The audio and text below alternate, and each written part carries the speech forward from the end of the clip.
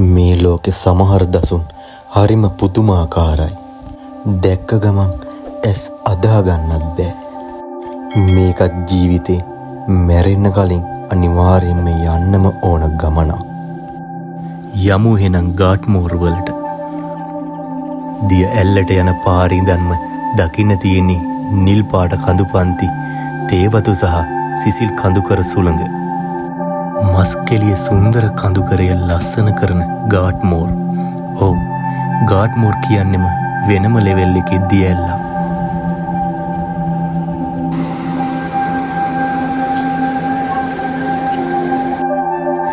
මානසික පීඩනය ප්‍රශ්න වලින් බර වෙච්ච ඔළුව රිලැක්ස් කරන දිව්‍ය ඖෂධයක් මචං මේක.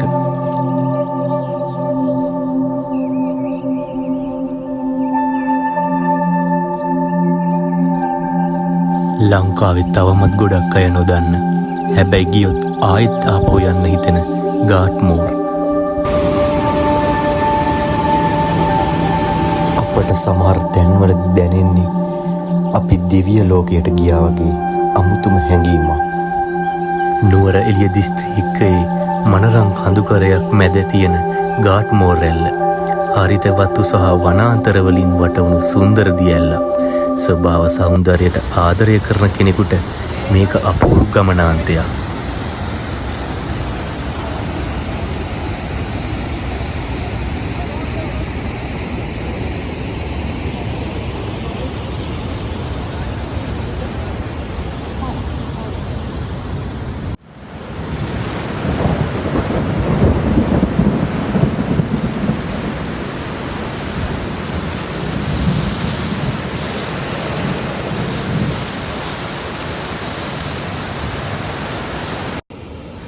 ඈතින් ඉඳලා ඇල්ලේ වතුර වැටෙන සද්දෙත් එක්ක ටික ටික ලං වෙනකොට හිත ඇතුළෙම පුංචි එක්සයිට්මන්ට් එකක් එනවා.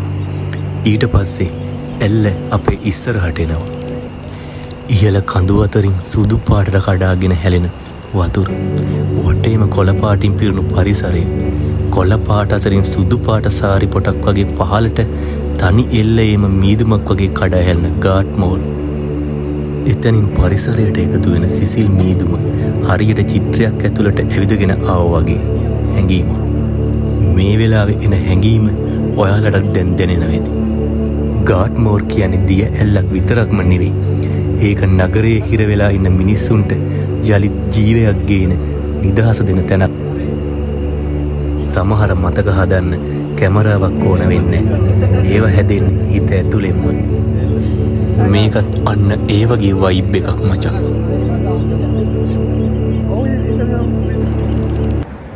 වහිනකොට ගාට්මෝර් රැල්ල ගොඩක් ලස්සන දසුනක් මවනවා.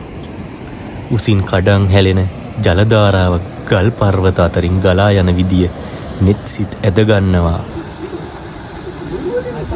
ඇල්ල පාමුල තියෙන ස්වාභාවික ජල තටාකය ගාට්මෝර් තව තවත් ලස්සන කරනවා.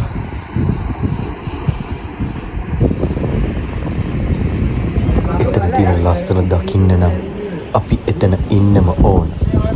ගාට්මෝර් උස අඩි 82කින් මා උස්ස කැලේ ජලාශයට කඩන් හැලෙන සුන්දර දිය ඇල්ලක්. නගර කලබල ජීවිතයෙන් මොහොතකට ඈත් වෙලා ලොකු සැනසීමක් ගෙන දෙන තැනක් තමයි මේ.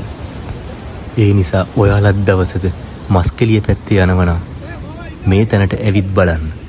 ටික වෙලාවක් නැවතිලා ඒ පරිසරය විඳින්න.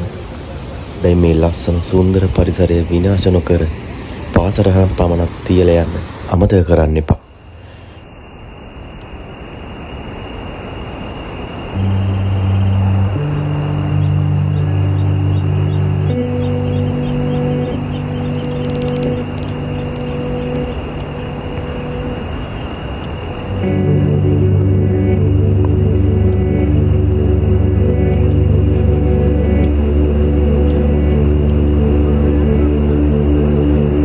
යන්න හිත දෙන්නේ නැති වුණත් අදට ගාට්මෝර් වලින් සමු අරගෙන ආපහු යලිත් මේ වගේ තවත් සුන්දර දවසකින් නැවත හමු වෙමු. එහෙනම් අදට ගිහින් එන්න. අපි පාතබන්නෝ.